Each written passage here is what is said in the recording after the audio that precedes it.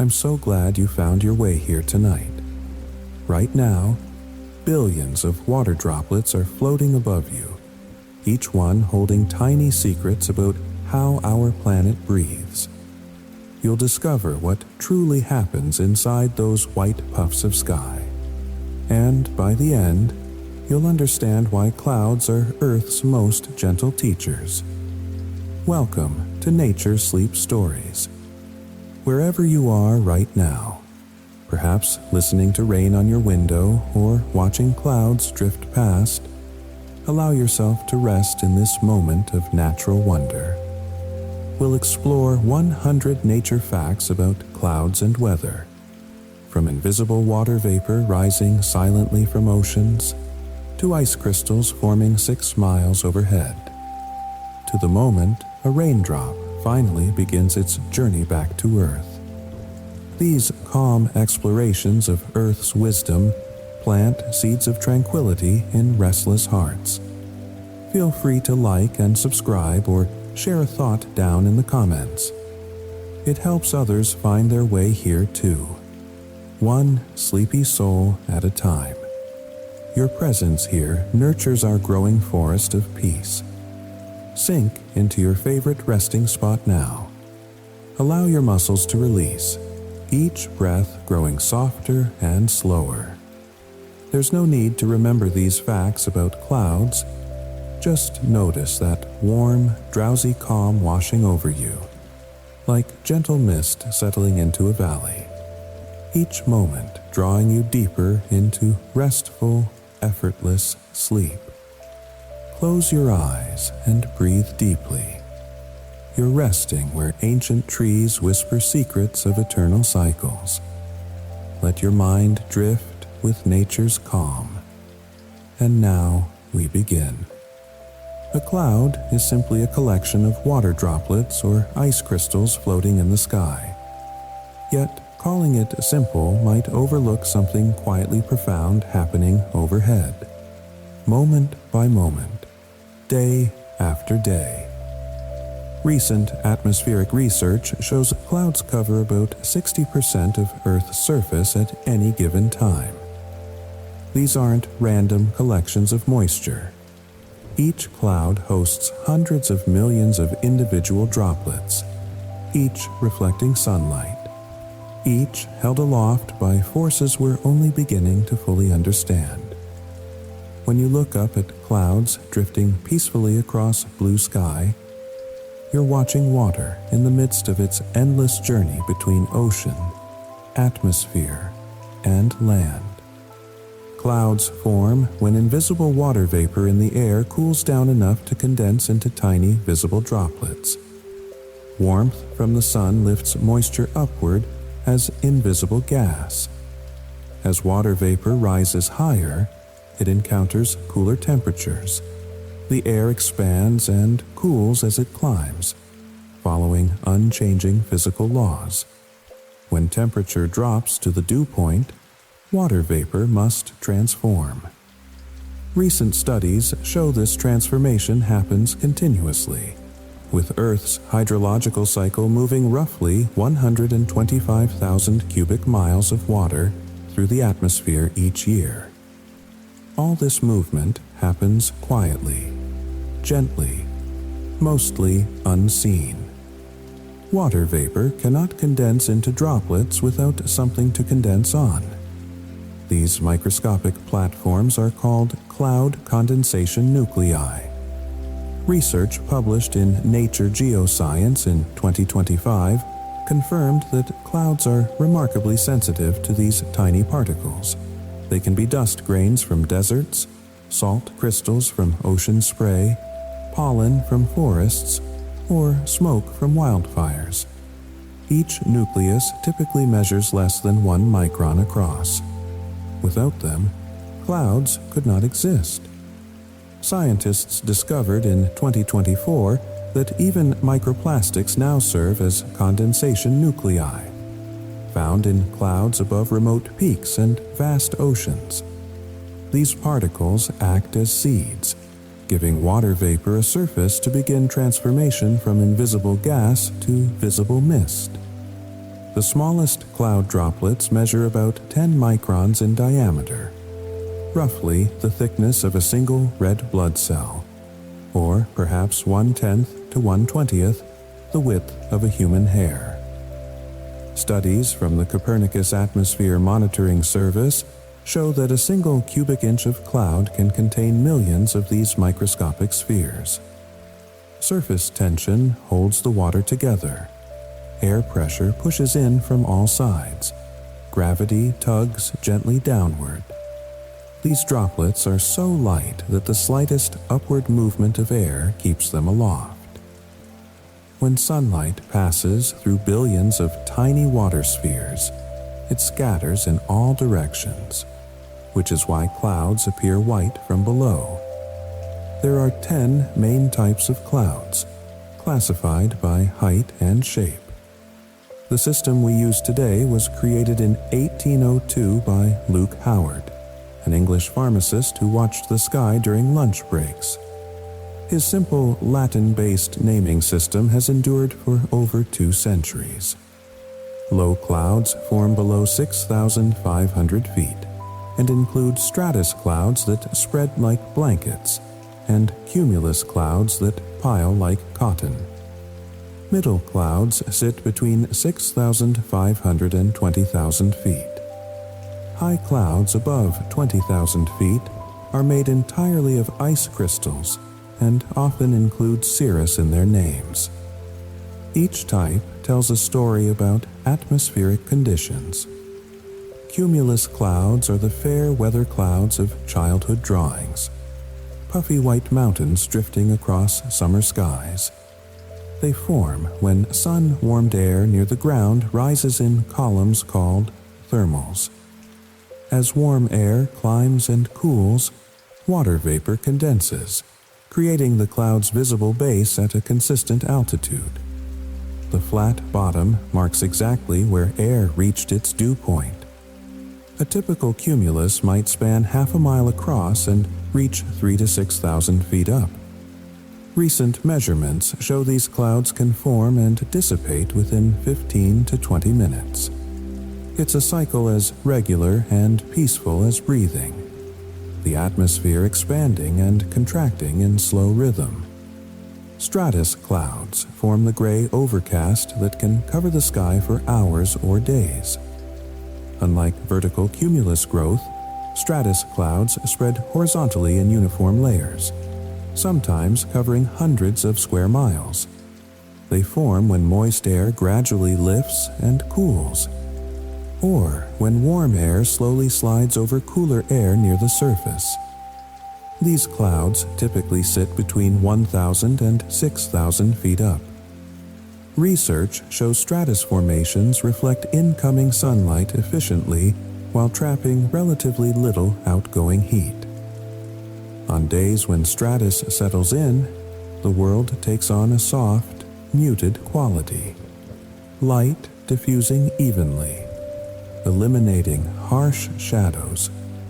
Cirrus clouds are the highest clouds in Earth's atmosphere, forming above 30,000 feet where temperatures hover around negative 40 degrees Fahrenheit. At these frigid altitudes, water cannot exist as liquid. Cirrus clouds are composed entirely of ice crystals, delicate six-sided structures drifting on stratospheric winds. These clouds appear as wispy, feathery streaks across the sky, often called mare's tails. Recent studies show cirrus clouds form from various processes including aircraft contrails, frontal systems, and tropical convection. They're so thin that sunlight passes through relatively easily, sometimes creating beautiful halos and sundogs. Fog is simply a cloud that touches the ground. It forms when air near Earth's surface cools to its dew point, causing water vapor to condense into tiny suspended droplets. On clear, calm nights, the ground radiates heat into space, cooling rapidly. The layer of air just above cools too, and if conditions are right, fog appears. Individual fog droplets average about 10 microns across. You could fit 500 side by side in the thickness of a sheet of paper. When you walk through fog, you're moving through billions of these microscopic water spheres, all suspended together, turning the familiar world soft and dreamlike. Inside every cloud, droplets are constantly being born and dying. New condensation adds moisture wherever air continues to rise and cool. Evaporation removes droplets at cloud edges, where drier air mixes in. This process happens continuously at cloud boundaries. Recent aircraft measurements show that cloud edges are turbulent places where moist cloud air churns with drier surrounding air. The cloud's appearance remains stable, even though individual droplets have short lives. Like a river that seems permanent, the water flowing through it constantly changes. It's a continuous renewal, keeping the cloud intact even as its components change. Clouds don't just reflect sunlight, they also trap heat. During daytime, their white tops bounce back 60 to 90% of incoming solar radiation, helping cool the planet. At night, they absorb infrared heat radiating from Earth's surface and emit some back downward, acting like a blanket. Recent climate research suggests clouds cause a net cooling effect, estimated between negative 15 to 20 watts per square meter globally, though this varies by cloud type and location. Without clouds, Earth's average temperature would be significantly higher, perhaps by 15 to 20 degrees Fahrenheit. Clouds can form at almost any altitude from ground level to over 50,000 feet. But most stay within the lowest 10 miles, called the troposphere. The atmosphere gets colder as you go higher, dropping about 3.5 degrees Fahrenheit for every 1,000 feet. This cooling drives cloud formation. Warm, moist air rises, expands as pressure decreases, and cools until reaching its dew point. The altitude where this happens varies depending on humidity.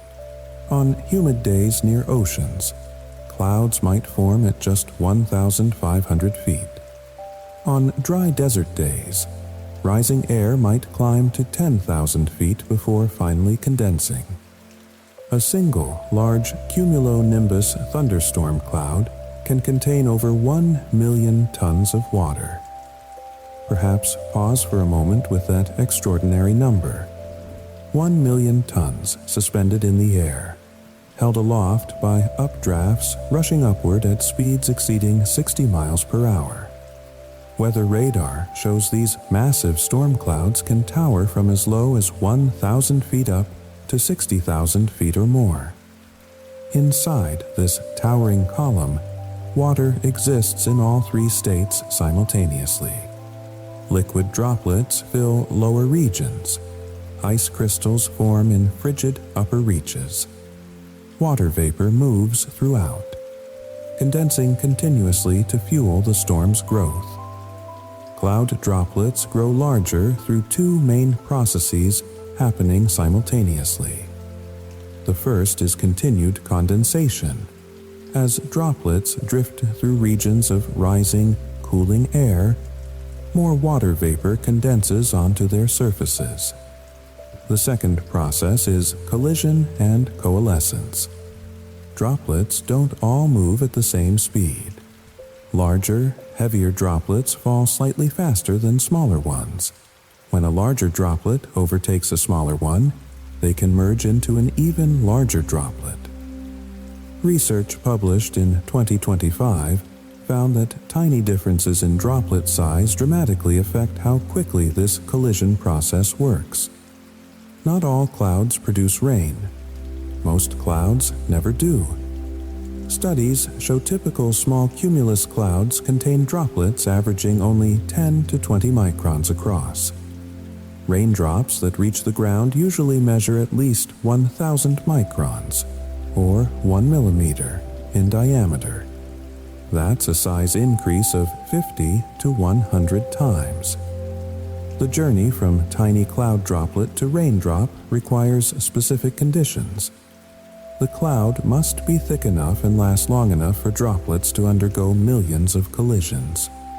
In dry regions, many clouds evaporate before droplets grow large enough to fall. The ice inside clouds plays a crucial role in creating precipitation. Even in summer thunderstorms, ice forms in upper reaches where temperatures drop below freezing.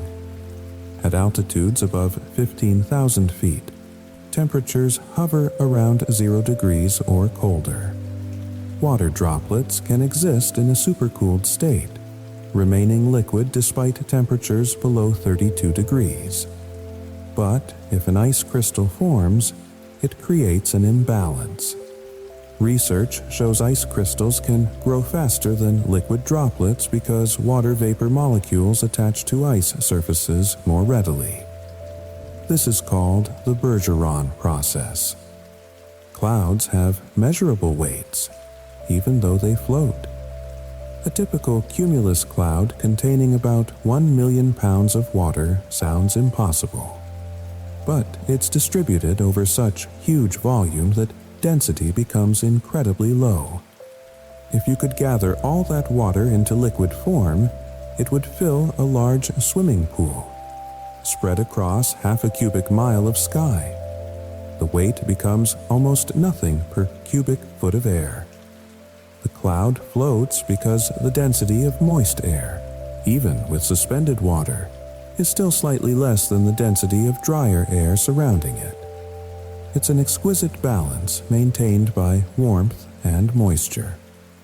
Clouds affect Earth's water cycle by temporarily storing moisture in the atmosphere. Water evaporates from Earth's surface, rises as vapor, condenses into clouds, and eventually falls as precipitation.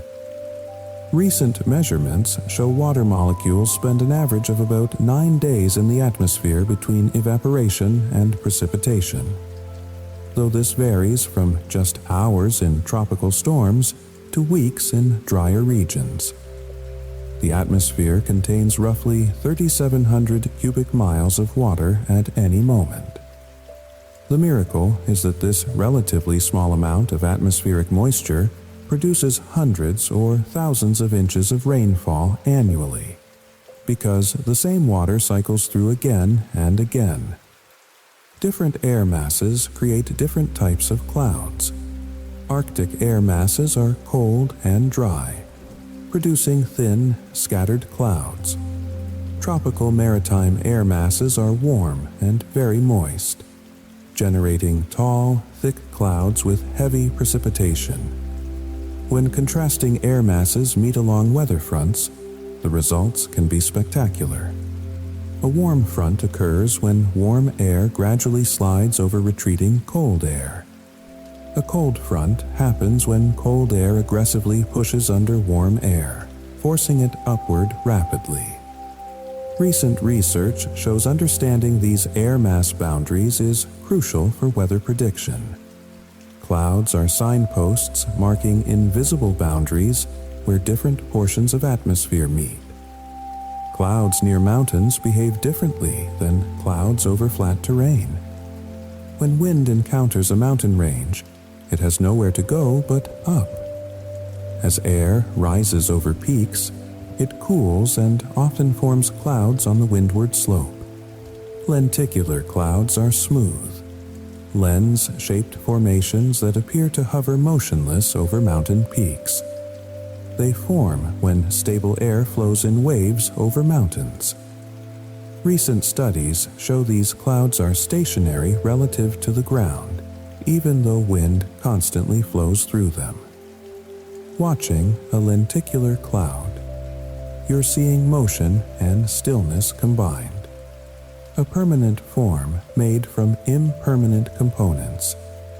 Clouds communicate information about atmospheric stability and moisture. Meteorologists learn to read clouds like a language. Smooth, sheet-like stratus indicates stable air with gradual lifting. Puffy cumulus with sharp edges signals instability and vertical motion. Wispy cirrus suggests high-altitude winds and sometimes approaching frontal systems. When cumulus clouds grow rapidly taller, developing cauliflower-like tops, the air is probably very unstable. Recent satellite imaging shows these developing clouds from above, revealing how quickly they transform from innocent white puffs into towering storms. Even on peaceful afternoons, clouds overhead tell stories about invisible atmospheric processes. The color of clouds depends on their thickness and the angle of sunlight. Thin clouds appear bright white because sunlight passes through them easily. Thick clouds appear dark gray or almost black from below because their density prevents sunlight from penetrating to their bottom layers. Recent atmospheric optics studies show a cloud needs to be about 300 feet thick before it starts looking noticeably gray from below. At sunrise and sunset, clouds can turn spectacular shades of pink, orange, and red as low-angle sunlight passes through more atmosphere, filtering out blue wavelengths. Pollution affects how clouds form and behave. Research published in 2024 confirms that areas with high aerosol pollution tend to have clouds with more numerous but smaller droplets. This happens because pollution provides abundant condensation nuclei. Available water vapor must spread across more particles, resulting in higher concentrations of smaller droplets. These polluted clouds often appear whiter and brighter than natural clouds because smaller droplets scatter light more efficiently. They also tend to produce less precipitation because smaller droplets are less likely to collide and coalesce into raindrops large enough to fall. Clouds have an ecological role beyond delivering rain. They provide shade that reduces surface temperatures and evaporation. They filter and diffuse sunlight, creating conditions where certain plants and animals thrive.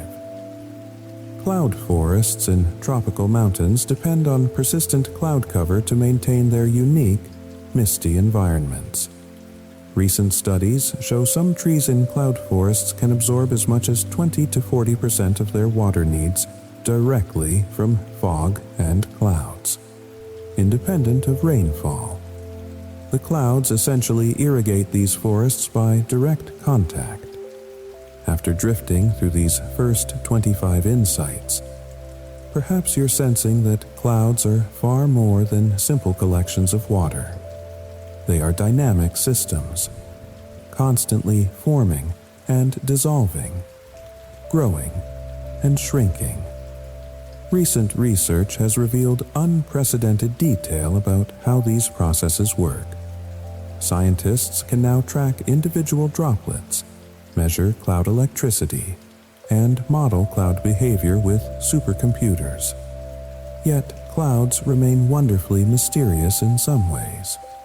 When you lie back and watch clouds drift overhead, you're witnessing phenomena that connect microscopic water molecules to continent-spanning weather systems. Clouds remind us that nature operates through gentle, continuous processes. Gradual cooling, patient accumulation, molecules finding each other one at a time. Let that peaceful pattern settle in your mind as we continue. Let's pause here and notice your body. As you breathe out slowly, appreciate each tiny cell inside. Trillions of organisms working in silence, heart beating, lungs breathing, brain thinking, all without your command. Notice the gentle sensations on your skin, in your muscles, along your spine. You are a complete ecosystem, diverse, self-balanced. balancing. Just like clouds continuously reform themselves, your body renews itself moment by moment. Cells dying and being born. Breath flowing in and out like weather patterns. Temperature regulating like atmospheric layers finding equilibrium. Now we continue. Phase 2, mid-fax. Inside a growing cumulus cloud. Updrafts can reach speeds of 30 to 40 miles per hour or more. These powerful vertical winds are engines driving cloud formation and growth. Measurements using Doppler radar show the strongest updrafts occur in developing thunderstorms, where speeds can exceed 100 miles per hour. The updrafts carry water vapor upward into colder air where it condenses, releasing latent heat. This heat warms the air further, making it more buoyant and strengthening the updraft. It's a positive feedback loop. All the while, from the ground, the cloud might look peaceful, its external appearance betraying little of the dynamic forces churning inside. Supercooled water droplets are one of the most peculiar features inside clouds. Water typically freezes at 32 degrees Fahrenheit, but cloud droplets can remain liquid at temperatures as low as negative 40 degrees. This happens because pure water needs something to freeze around. Without a surface to start the crystallization, water molecules remain disorganized in liquid form. Research from 2024 shows supercooled droplets are common in clouds where temperatures range from 23 to 5 degrees Fahrenheit. These droplets exist in a metastable state, the slightest disturbance, and they'll snap into frozen form. Ice nucleation is the process by which water finally freezes inside a cloud. Certain aerosol particles act as ice nucleating particles, providing a surface template where ice crystals can form. Recent studies indicate biological particles like pollen and bacteria are surprisingly effective at starting ice formation. Some bacteria can trigger freezing at temperatures as warm as 27 degrees Fahrenheit. One species, Pseudomonas syringae, produces proteins on its cell wall structurally similar to ice, essentially tricking water molecules into organizing into crystal form. These bacteria drift high into the atmosphere, riding on dust and plant fragments. Once an ice crystal forms inside a cloud, it begins growing through deposition. Water vapor molecules attach directly to the ice surface without passing through liquid phase. Research shows this growth can happen remarkably quickly. An ice crystal just 10 microns across can grow to 100 microns within minutes if conditions are favorable. The crystal's shape depends on temperature and humidity. These intricate shapes emerge naturally from how water molecules bond to each other.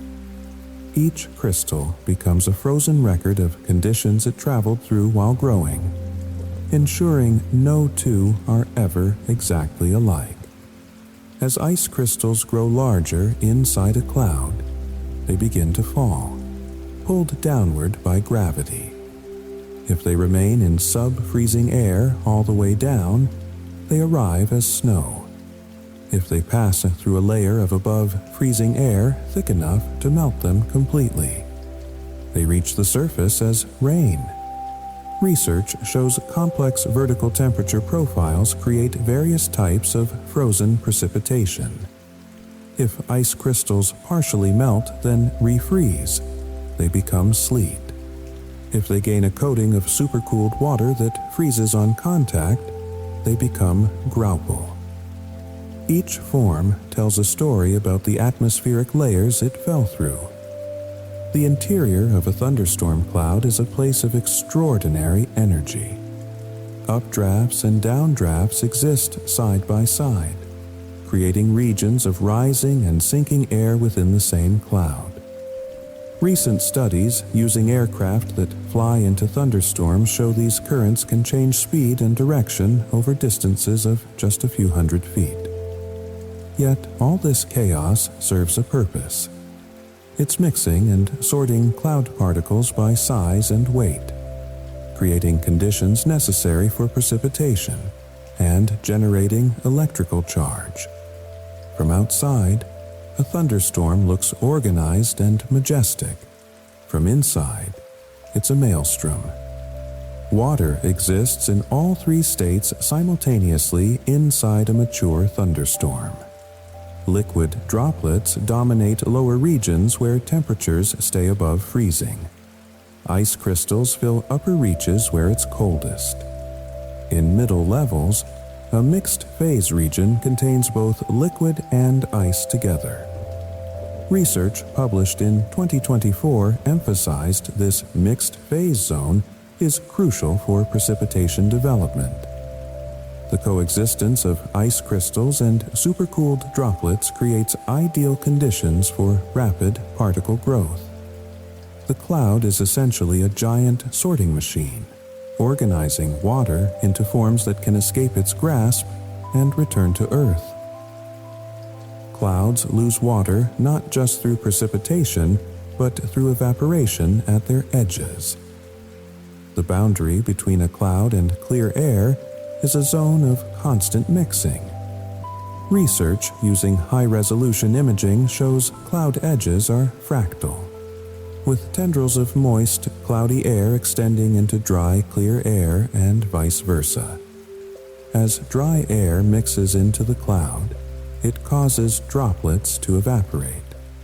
This might seem like an obscure detail, but it affects precipitation efficiency. Clouds with broader droplet size distributions produce rain more easily because collision and coalescence works better when droplets have different sizes. The lifetime of a cloud depends on atmospheric conditions sustaining it. A small fair weather cumulus might form, drift along for 15 minutes, and dissipate as the thermal updraft weakens. A large stratiform cloud system associated with a weather front might persist for days.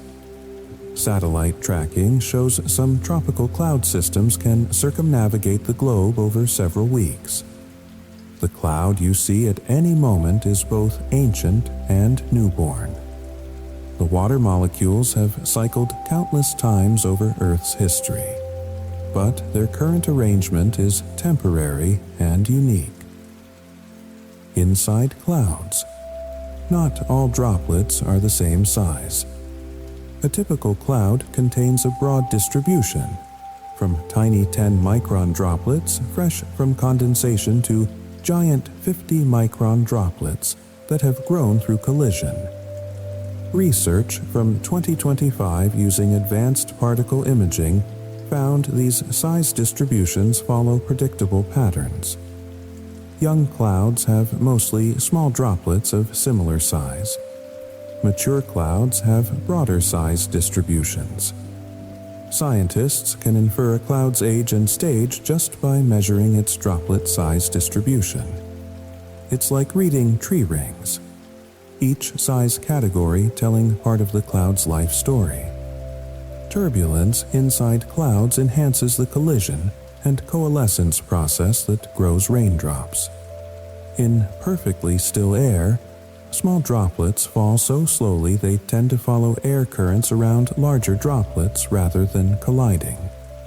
But cloud interiors are never still. Recent computational studies show turbulence can increase collision rates by a factor of 2 to 5 compared to calm air. The random motion brings droplets into contact that would otherwise never meet. In clouds, atmospheric turbulence provides energy, jostling droplets together, accelerating the formation of rain-sized drops. Temperature variations within a cloud can be surprisingly large. The cloud base might be at 50 degrees Fahrenheit, while the top, reaching 20,000 feet higher, sits at negative 20 degrees. That's a 70-degree temperature range within a single cloud. This temperature gradient drives much of the cloud's internal dynamics. Studies show these temperature differences create density differences, which drive convection currents. Each temperature zone hosts different microphysical processes, all operating simultaneously in this vertical atmospheric laboratory. Clouds interact with radiation in complex ways. Scientists are still working to fully understand. During daytime, clouds reflect shortwave solar radiation back to space, cooling the Earth atmosphere system. At night, they absorb long-wave infrared radiation emitted by Earth's surface, then re-emit that radiation both upward and downward. Climate research emphasizes cloud radiative effects are one of the largest uncertainties in climate projections. Understanding clouds means understanding tiny droplets and ice crystals, enormous atmospheric circulations, and everything in between. The air inside a cloud is nearly saturated with water vapor, usually at 99 to 101% relative humidity. This might seem like a small range, but it controls crucial processes. At 100%, condensation and evaporation are in balance. Above 100%, condensation dominates and droplets grow. Below 100%, evaporation dominates and droplets shrink.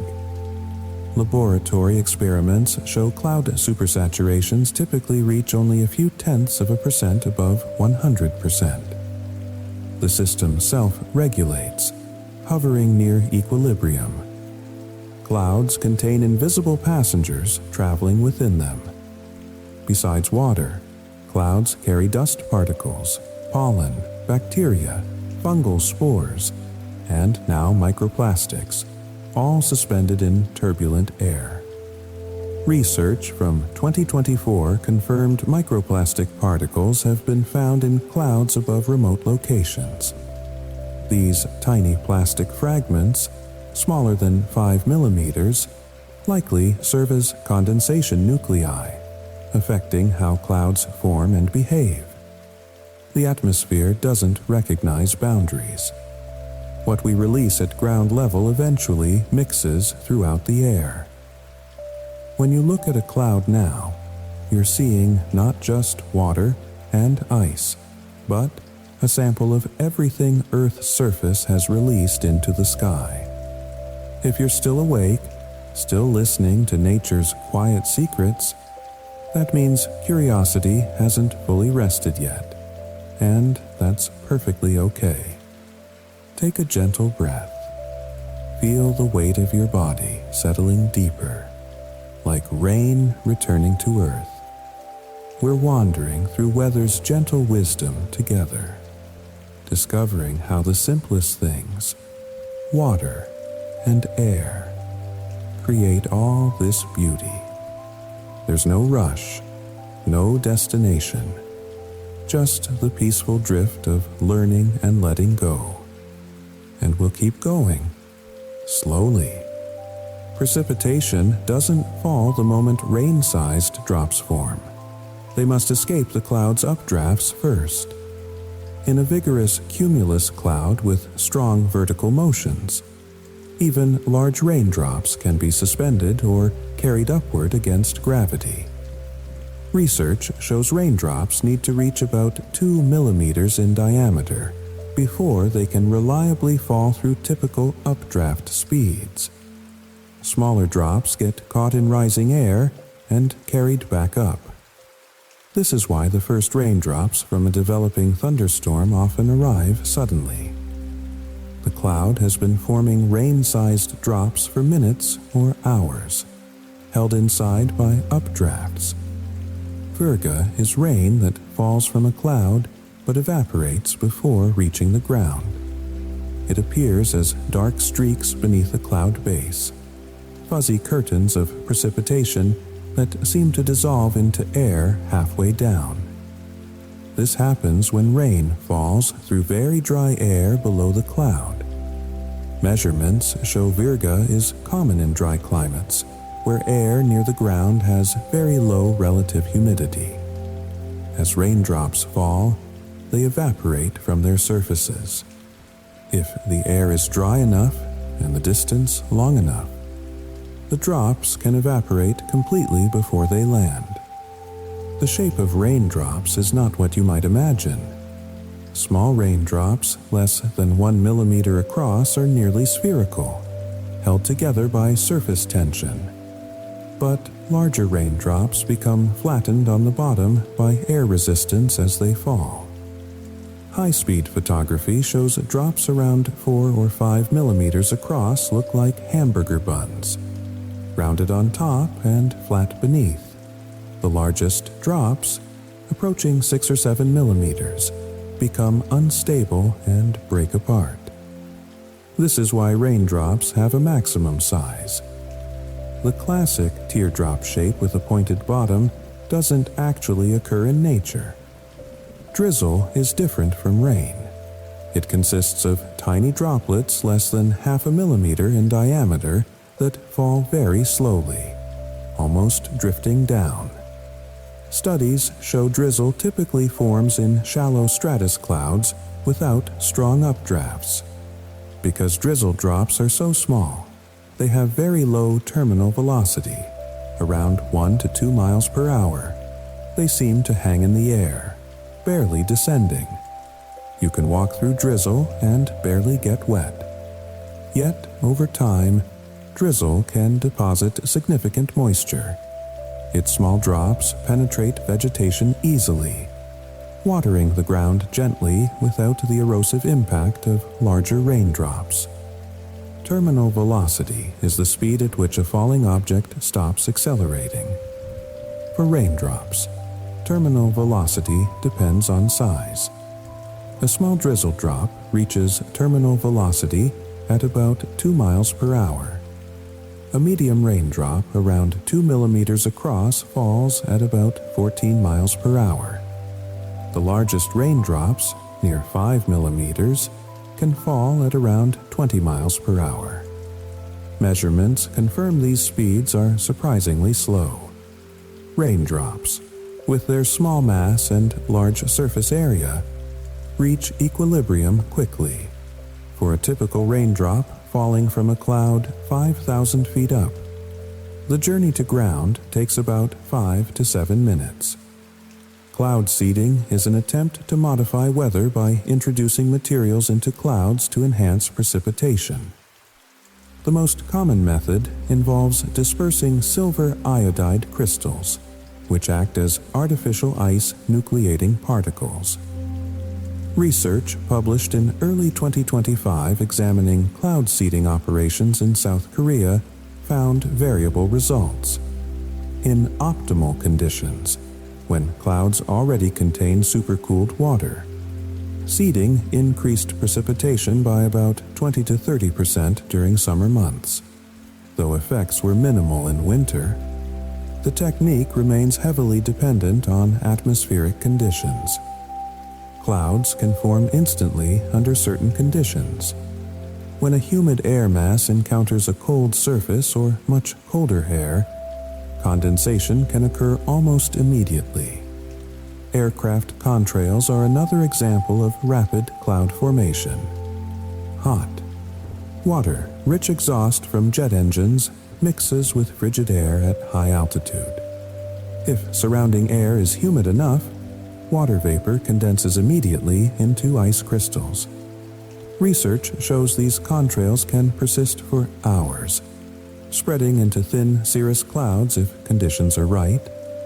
They're a visible reminder that clouds can appear whenever water vapor, cooling, and nuclei come together in the right combination. The amount of cloud cover over Earth varies by latitude and season. Satellite analyses show the tropics have high cloud coverage year-round, due to abundant moisture and strong convection. polar regions have less cloud cover overall. Mid-latitudes experience the greatest seasonal variability, averaged globally. About 67% of Earth's surface is covered by clouds at any given moment. This percentage has remained relatively stable over the satellite era. The constancy is reassuring. Despite all the changes in Earth's climate system, clouds continue forming in their ancient patterns. Inside a cloud, you wouldn't see much. If you could somehow stand within a cumulus cloud, your visibility would be reduced to perhaps a few dozen feet, similar to thick fog. Aircraft measurements show visual range inside clouds depends on liquid water content and droplet size. In dense clouds, visibility drops to near zero. Light scatters off billions of droplets in all directions, creating a whiteout effect. Yet, despite appearing solid and opaque from outside, the cloud is mostly air. The water droplets occupy only about 1/millionth of the cloud's volume. Perhaps you sense now that weather follows reliable patterns. Every raindrop, every snowflake, every wisp of fog follows physical laws as dependable as gravity. Water evaporates, condenses, freezes, and melts according to temperature and pressure. Clouds form where air cools below its dew point.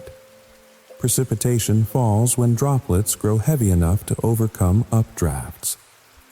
Recent climate research emphasizes that while we can predict general patterns, the precise timing and location of individual cloud formation remains partly uncertain. We know clouds will form when conditions are right, but exactly which air parcel will create which cloud remains subject to slight variations. This isn't a failing of science. It's a deep property of the atmosphere itself. Perhaps that's part of clouds' enduring appeal.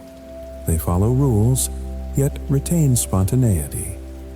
As you drift deeper into relaxation, let that gentle paradox settle.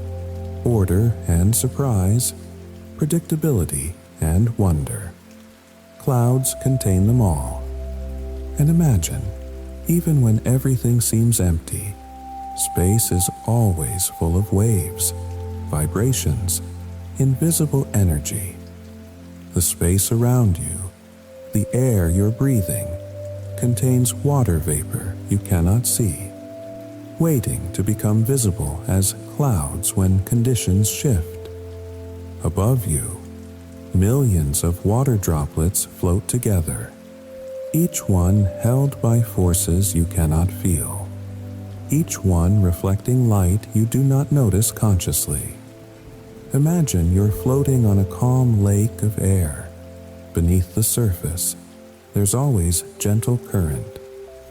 Your breathing flows like this too, part of the atmosphere's endless circulation. Now we continue gently. Phase 3. Late facts. Clouds are essential for Earth's energy balance. Without them, our planet would be very different. Recent climate studies estimate that clouds reflect roughly 50 watts per square meter of incoming solar shortwave radiation back to space, while trapping about 30 watts per square meter of outgoing infrared radiation, creating a net cooling effect. For comparison, the warming from all human-caused greenhouse gas emissions amounts to roughly 2 to 3 watts per square meter. Clouds exert an influence 10 times larger. Scientists studying climate change must understand how clouds might change as the planet warms, because small shifts in global cloud cover could amplify or moderate warming significantly. Different regions of Earth have characteristic cloud patterns. The intertropical convergence zone near the equator hosts towering convective clouds year-round, driven by intense solar heating. Subtropical high-pressure zones are characterized by descending air that suppresses cloud formation, creating the world's major deserts.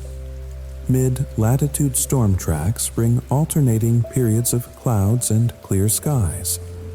Satellite observations reveal these patterns with stunning clarity. The patterns repeat year after year, shifted slightly by seasons but maintaining their essential structure. These cloud patterns are direct expressions of global atmospheric circulation, visible markers of invisible wind patterns. Marine stratus clouds over cool ocean waters are among the most climatically important cloud types. These low, gray clouds cover vast stretches of ocean, particularly off the west coasts of continents. Research emphasizes their role in cooling the planet.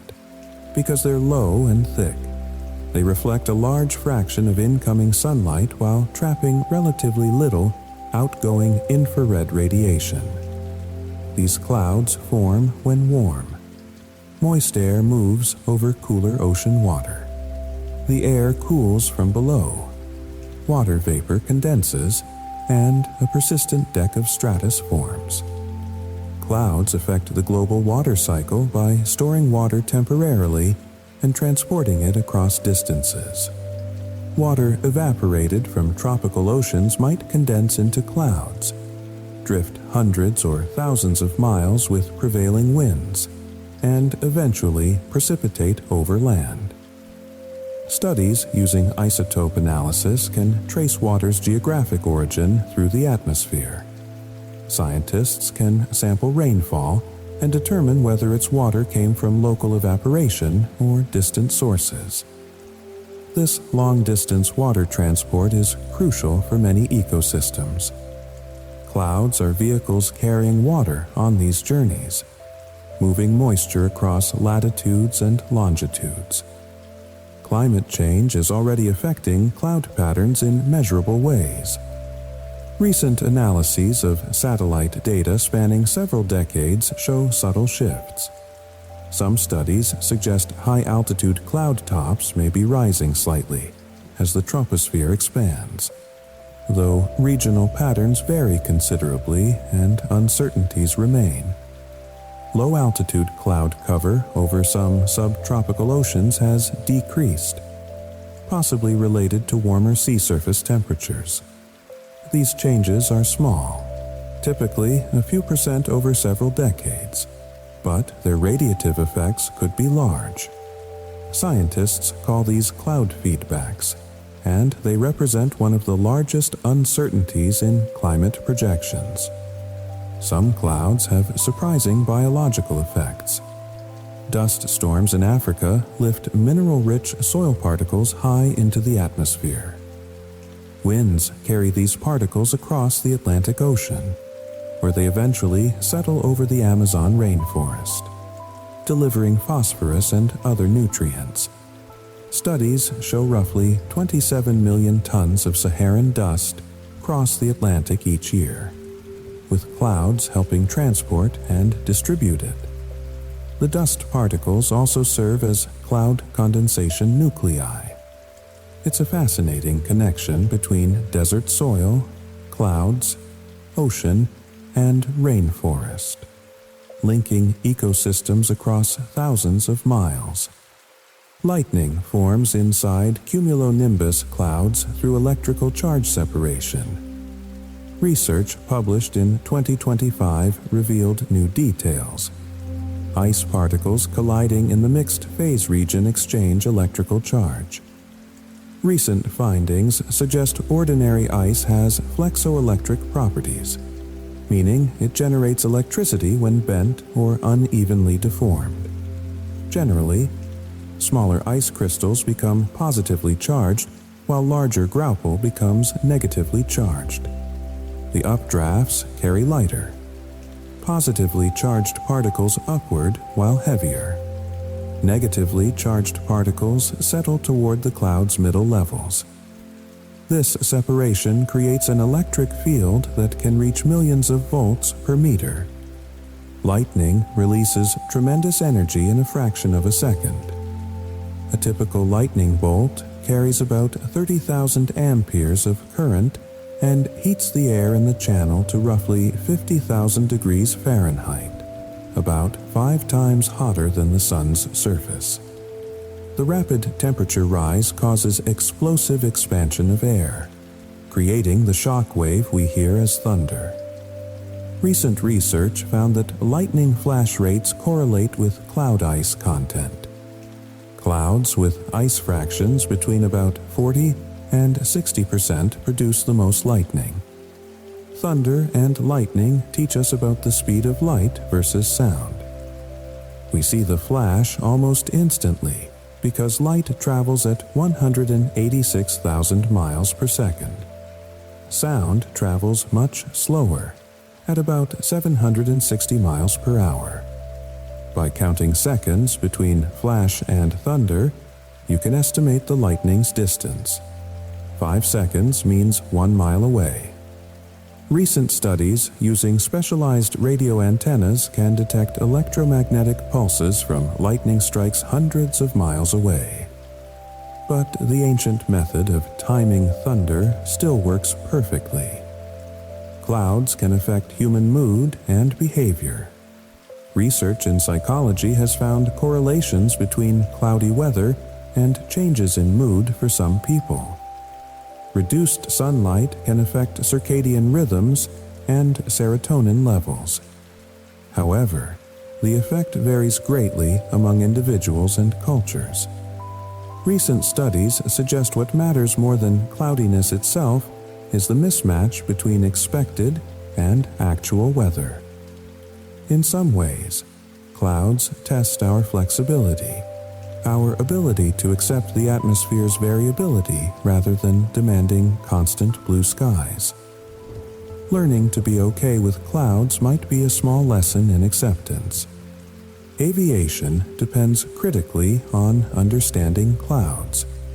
Pilots avoid thunderstorms because of turbulence and lightning. They watch for icing conditions where supercooled droplets freeze onto aircraft surfaces. Advances in weather radar help pilots navigate around dangerous clouds. Commercial pilots learn to read clouds from above, using their shapes to anticipate conditions, carrying forward knowledge passed down through generations who learned to respect the atmosphere's gentle power. At night, cirrus clouds appear as dim patches against the stars, proof that even 6 miles overhead, water still moves through its ancient cycle. Clouds inspired myths and stories across human cultures. Many ancient societies saw gods or spirits in clouds, interpreting their shapes as messages or omens. Anthropological studies show nearly every culture developed stories about clouds and weather, recognizing their importance for agriculture and survival. The scientific understanding of clouds is only a few centuries old. Even now, knowing how they form doesn't eliminate their mystery or beauty. Understanding that clouds are condensed water vapor doesn't make them less wonderful. Science reveals the mechanism without diminishing the magic. The highest clouds in Earth's atmosphere are noctilucent clouds, also called polar mesospheric clouds. They form at about 50 miles altitude, far above the troposphere where normal weather clouds exist. Research shows these clouds consist of tiny ice crystals forming on meteoric dust particles. They're visible only at twilight when the sun has set for observers on the ground, but still illuminates these very high clouds. They appear as eerie, electric blue wisps against the darkening sky. They're a reminder that Earth's atmosphere extends far higher than we typically consider. Fog and low-stratus clouds are essentially the same phenomenon occurring at different altitudes. Both consist of tiny water droplets suspended in air. The distinction is somewhat arbitrary. dense fog can reduce visibility to a few feet. Yet fog also creates beauty, softening landscapes, muffling sounds, and creating a sense of intimate enclosure. Morning fog in valleys has an almost magical quality. As the sun warms the air, fog evaporates or lifts, sometimes becoming a low stratus cloud. Watching fog lift is watching phase change in action. Clouds communicate information across distances through their shadows and reflected light. When cumulus clouds dot the sky, they cast moving shadows on the ground, creating patterns of sun and shade.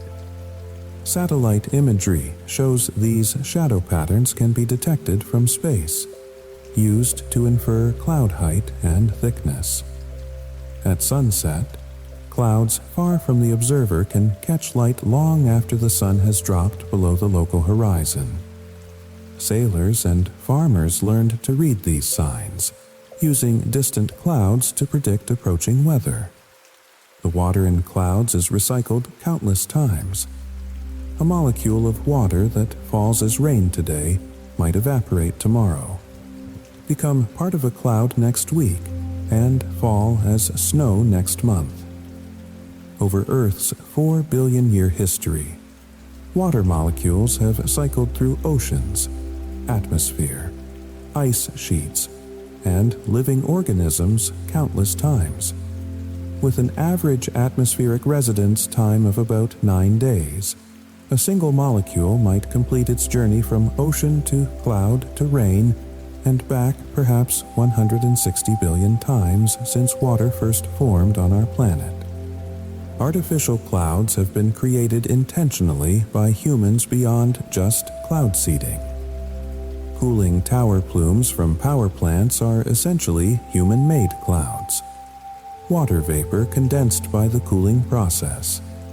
Studies show these plumes can rise high enough to trigger actual precipitation downwind. Aircraft contrails are another form of artificial cloud.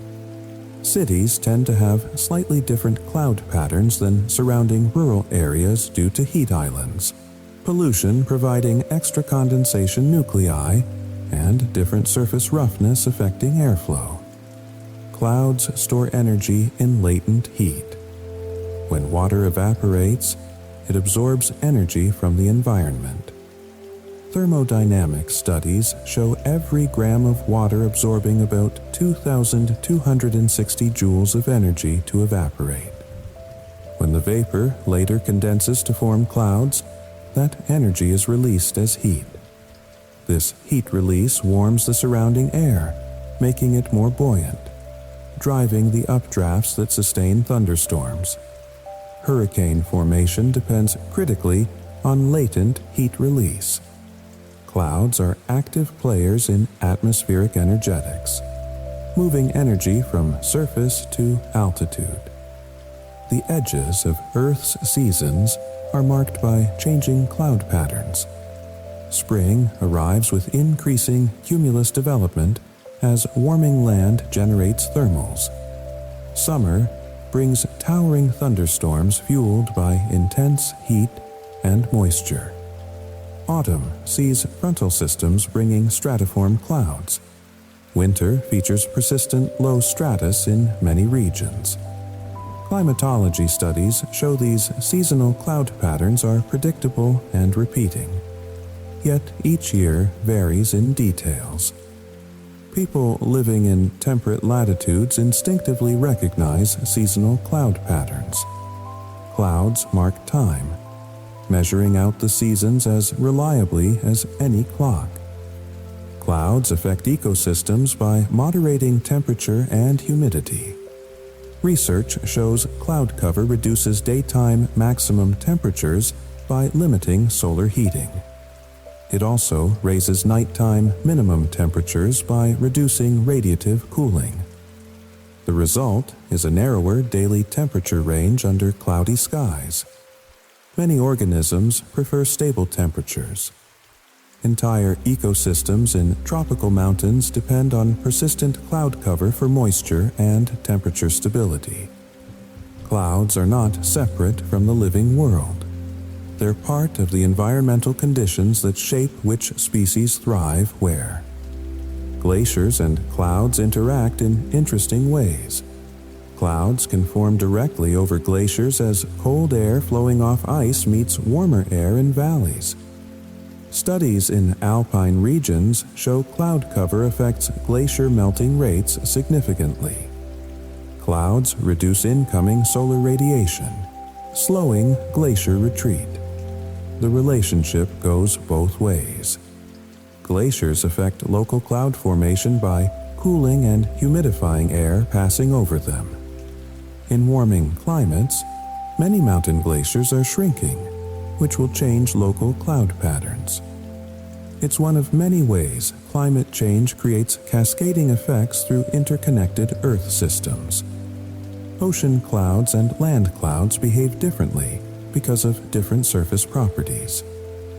Satellite analyses show clouds over oceans tend to be more uniform and persistent, while clouds over land show more rapid development. Land surfaces heat quickly during the day and cool rapidly at night, creating strong temperature variations that drive convection. Oceans maintain more stable temperatures, leading to more stable cloud patterns. Coastal regions often receive more total rain than interior locations because ocean-driven clouds encounter land, where upslope motion enhances precipitation. Clouds have inspired art throughout human history. Painters from ancient Chinese landscapes to European Renaissance masters to modern abstract artists have depicted clouds. Photographers find endless subjects in cloudscapes. Time-lapse photography reveals cloud motion and transformation in ways our eyes cannot perceive in real time. Clouds are perfect subjects because they're free, universal, constantly changing, and infinitely variable. You can photograph clouds every day for a lifetime and never capture the same formation twice. They're nature's gallery, an ever-changing exhibition in the sky. The future of clouds in a changing climate remains uncertain but increasingly important. Climate model studies show divergence in how different models project cloud changes. The uncertainty stems from clouds' complexity and the limits of model resolution. Improving these approximations requires better understanding of cloud microphysics, more computing power, and more observations. Recent satellite missions like EarthCare, launched in 2024, provide unprecedented detail on cloud properties from space. Understanding how clouds will respond to warming will significantly narrow the range of possible future climates. As we pass 3/4 through our journey, perhaps you're appreciating the full picture emerging. Clouds are not just weather. They're essential components of Earth's climate system, crucial participants in the water cycle, significant factors in ecosystems, and enduring sources of wonder. Recent scientific progress has revealed clouds in extraordinary detail. Yet, despite this knowledge, clouds retain mystery. The complexity humbles us.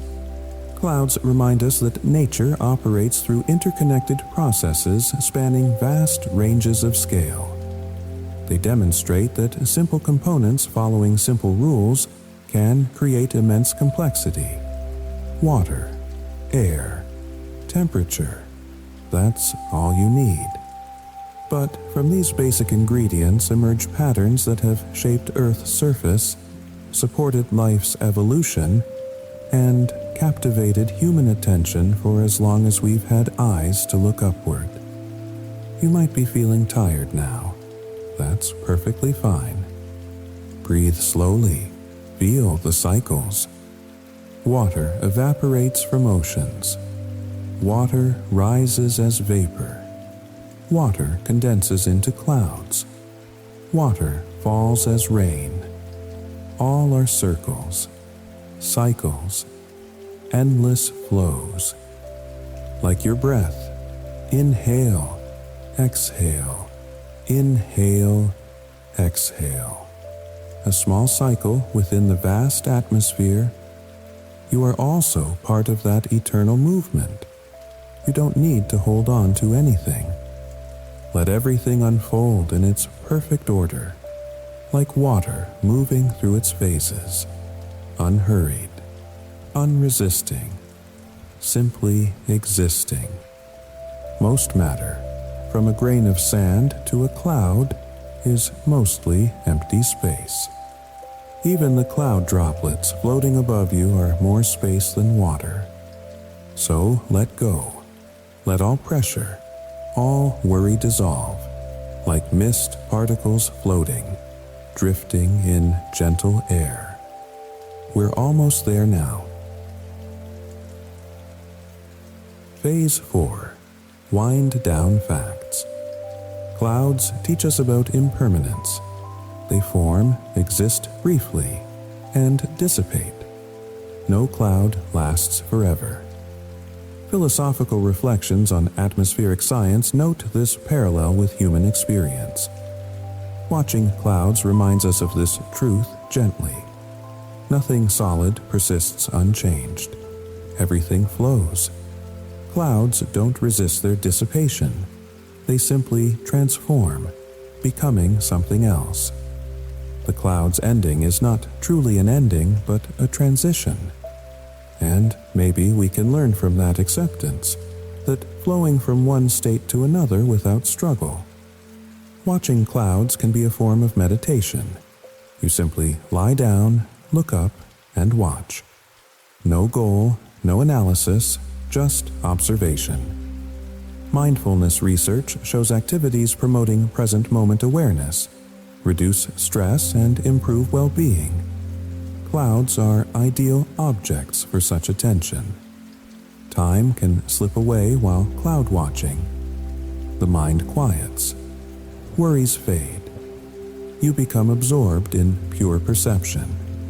Consciousness simply registering forms and colors without judgment. Clouds connect us to everyone else on Earth. The same atmospheric processes form clouds over every continent and ocean. People everywhere have words for clouds in their languages. Anthropological studies show cloud observation is universal across human cultures. Ancient peoples saw these same clouds. Future peoples will too. The clouds themselves are temporary, but the phenomenon of clouds is permanent. Thinking about this shared experience can create a sense of connection. Rain from clouds nourishes all terrestrial life. Without precipitation, land would be barren rock. Ecological studies emphasize that the distribution and timing of rainfall shape every terrestrial ecosystem. Rainforests exist where clouds deliver abundant rain year-round. Deserts exist where clouds rarely form or rarely precipitate.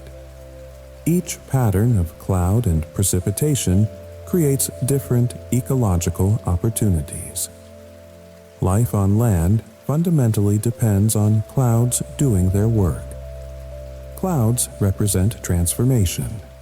Water changes from liquid to gas to liquid again, sometimes to solid and back. Chemistry reminds us the molecules themselves don't change. What changes is the arrangement and energy state. Clouds embody this principle visibly. The water in today's clouds was yesterday's ocean, will be tomorrow's rain. Continuous transformation maintaining fundamental identity. Perhaps this offers perspective on change.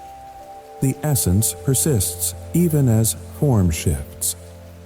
What happens inside a cloud? Many things happen. Droplets form, grow, collide, and fall. Ice nucleates, grows, and sublimates. Electrical charges separate. Sunlight scatters. Synthesis papers note clouds are best understood as systems, not objects. They're processes happening in space, temporary organizations of matter and energy. What happens inside them is countless simultaneous processes, all interdependent, all following physical laws. Clouds remind us that simple rules create complexity. Water behavior follows straightforward physics. Evaporate when warm, condense when cool, freeze when cold. Yet from these simple rules emerge infinite variety. Complexity science emphasizes this principle. Simple components following simple rules can generate complexity. Clouds demonstrate this perfectly. The same physics everywhere, yet every cloud unique. Poets and scientists see clouds differently, yet both see truth. Poets see emotion, metaphor, transience. Scientists see thermodynamics, microphysics, energy balance. Discussions of knowledge integration note both perspectives offer valid understanding. The scientific description doesn't invalidate the poetic one. Perhaps the richest understanding comes from holding both perspectives simultaneously. Neither alone captures clouds fully. Clouds are proof that Earth is alive, not biologically, but thermodynamically. The planet continuously cycles matter and energy. Earth system science describes our world as self-regulating in some ways. Clouds participate in this regulation by modulating temperature, distributing water, transporting energy. They're responsive, forming and dissolving according to conditions. It's a kind of planetary circulation, Earth processing. Knowing clouds changes how you see them. Before, just white shapes. After, visible signs of invisible motions. Educational research confirms knowledge transforms perception. You can't unsee what you've learned. Knowledge doesn't reduce beauty. It deepens wonder. Rain has a smell. After dry periods, first rain releases a distinctive earthy aroma called petrichor. Chemical analysis shows that this smell comes from oils plants release during dry weather. When rain falls, these oils are released into air. The smell isn't from rain itself, but from what rain releases from earth. It's a subtle reminder that rain and soil and life are interconnected. No one owns clouds. They drift across borders without passports, following winds that don't recognize political boundaries. If one nation cedes clouds over its territory, is that water theft? These questions have no easy answers. Perhaps clouds teach us about limits of ownership. Some things resist possession. Children and clouds have natural affinity. Young children see shapes in clouds without prompting. Developmental psychology notes children's brains are wired to recognize patterns. Adults often lose this practice, but clouds haven't changed. Maybe reclaiming a bit of that childhood perspective reconnects us to something valuable. Not everything needs to be productive. Clouds at sunrise and sunset create spectacular color displays. Atmospheric optics explains the science behind beauty. Low-angle sunlight passes through more atmosphere, leaving red and orange wavelengths to illuminate clouds. These displays happen daily somewhere on Earth. The beauty is constant, just located differently. This global simultaneity of sunrise and sunset clouds is another way to feel connected. Clouds prove the atmosphere is three-dimensional. We live on the surface, naturally thinking in 2 dimensions, but clouds stack vertically, forming layers at different altitudes. Meteorology emphasizes thinking in 3 dimensions. Flying in an airplane drives this home. Clouds reveal atmospheric structure, inviting us to think upward. Clouds are patient teachers. They don't hurry. They don't demand attention. They simply exist, drifting past, demonstrating principles through their behavior. Natural pedagogy notes much learning happens through quiet observation. Watch clouds long enough and you absorb patterns. The knowledge comes from paying attention over time. Clouds reward patience with understanding. The water cycle is one of Earth's oldest processes. It began when the planet cooled enough for liquid water to exist. Geological research suggests oceans formed roughly 4.4 billion years ago, shortly after Earth's formation. Clouds likely formed shortly after. Since then, water has cycled continuously. The water cycle has been running almost as long as Earth has been Earth. Clouds collect and release. They gather moisture dispersed across the landscape, concentrate it into precipitation, and deposit it in specific locations. Hydrology emphasizes clouds as accumulators and distributors. They're like mobile reservoirs.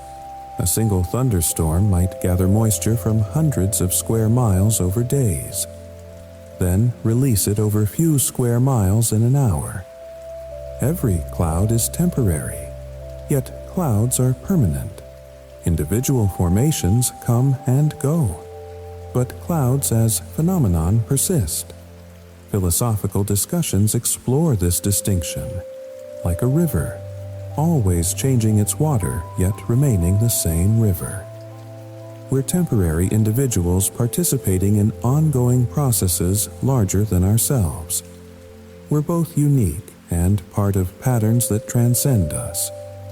Clouds ask nothing of us. They don't need our attention to exist. They form whether we watch or not. Eco-philosophy notes this as important. Nature exists independently of human awareness. Clouds humble us. They remind us the world proceeds according to its own dynamics. We're observers and participants, but not the center. Clouds bring water. This simple function sustains life on land.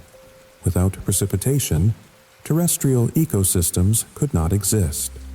Systems ecology emphasizes precipitation is the foundation of nearly every food web on land. In this sense, clouds are life-giving, not metaphorically, but literally. Every glass of fresh water ultimately fell from a cloud. The beauty of clouds is free. Unlike many beautiful things, clouds cost nothing to enjoy. No admission fee, no special equipment, just look up. Discussions of access to nature note this democratic aspect. Mountains might require travel, but in most places, clouds appear regularly. They don't discriminate. This accessibility is gift. Clouds are always present somewhere, at any moment. Roughly 2/3 of Earth's surface has clouds overhead. The process never stops. Global cloud observations confirm this constant activity. The locations change, patterns shift, but clouds as global phenomenon persist continuously. It's reassuring, this constancy amid change. Understanding clouds hasn't diminished their wonder. If anything, knowing mechanisms makes them more impressive. Science communication emphasizes this point. Knowledge and wonder complement each other. When you understand how difficult it is for water vapor to nucleate into droplets, the existence of clouds becomes more miraculous. Science reveals the work nature does to create what appears effortless. And so we return to our question: what happens inside a cloud? The answer is simple. Everything necessary for water to cycle through the atmosphere. Vapor condenses, droplets form, ice nucleates. Precipitation develops. Water returns to Earth. Inside clouds, physics operates quietly. Particles interact. Beauty emerges. Water finds temporary rest between Earth and sky, made visible for a time before continuing its ancient journey. That's what happens there. Physics, water, motion, life, beauty, all together, all the time. Drifting through our days like gentle reminders that this planet breathes with motion, that water connects everything, that sometimes the most profound truths are written in clouds, if we know how to read them. Phase 5, outro and ambient. And so, our quiet journey through weather's secrets comes to a gentle close. We've traveled from invisible water vapor rising from warm oceans to tiny droplets gathering on microscopic dust particles, discovering along the way that clouds are Earth's way of keeping water moving. From the first moment a cumulus cloud bubbles upward to the last raindrop that completes the journey home, we've glimpsed how weather is both magnificently complex and beautifully simple. Water rises, water cools, water condenses, water falls. The cycle continues, patient and endless, painting the sky with temporary forms that dissolve and reform, teaching us about change and constancy intertwined. Clouds remind us that water connects everything. The rain falling now once floated in clouds, once evaporated from distant oceans, once flowed through ancient rivers. Much of Earth's beauty happens in silence. Water cycling through its phases, air circulating around the globe, energy flowing from sun to surface and back again. Clouds teach us patience. They form slowly. They move gently. They ask nothing, yet give water to the world. By pausing to notice them, we glimpse the extraordinary in the ordinary. And now, in these final minutes, take the deepest breath you can, as deep as possible. Think about the unity of water, cycling through clouds, rivers, oceans, rain. Everything flows. Everything returns. You are part of that eternal flow. Let your being dissolve into nature's rhythm, into the breath of the atmosphere. No boundaries, only peace. Prepare for deep sleep. No boundaries left, only peace. If these calm stories from the sky helped you breathe a little easier, passing them along could help another tired soul drift into rest. It might be exactly what another restless mind needs to finally let go. One quiet share, one peaceful night at a time. But there's no need to do anything now, nothing at all. You've traveled far tonight, farther than most journeys take you. You can allow these thoughts of clouds and weather to fade now, like morning mist dissolving in sunlight, leaving only gentle calm behind. Let your breathing deepen. Let your body feel heavier, as if gravity is gently pulling you down into the softest rest. If sleep comes, let it carry you like a raindrop falling through still air, smoothly, inevitably, weightlessly, into a realm where time and worries no longer matter. If your eyes are still open, another journey waits for you. But if they're closed, stay there. Stay in the darkness that feels safe and warm. Tomorrow, clouds will still drift overhead. Water will still cycle through the atmosphere. Rain will still fall when conditions are right. But tonight belongs to stillness. Tonight belongs to rest. Tonight, you can simply float, like a droplet suspended in a cloud, held gently by forces you don't need to understand, drifting peacefully in the space between waking and dreams. Rest well, gentle traveler of the night sky. And remember, clouds are just water finding its way home. And so are you, finding your way to rest, finding your way to peace, finding your way to sleep. Fall asleep to gentle facts, where science meets sleep. Dream deeper with bedtime science. Relax, listen, and drift into sleep. Good night. The final 20 minutes of this recording contain pure ambient music with gentle nature sounds, soft rain, distant thunder, and gentle wind. No voice, no interruptions. This allows you to fully enter deep sleep cycles. Rest well.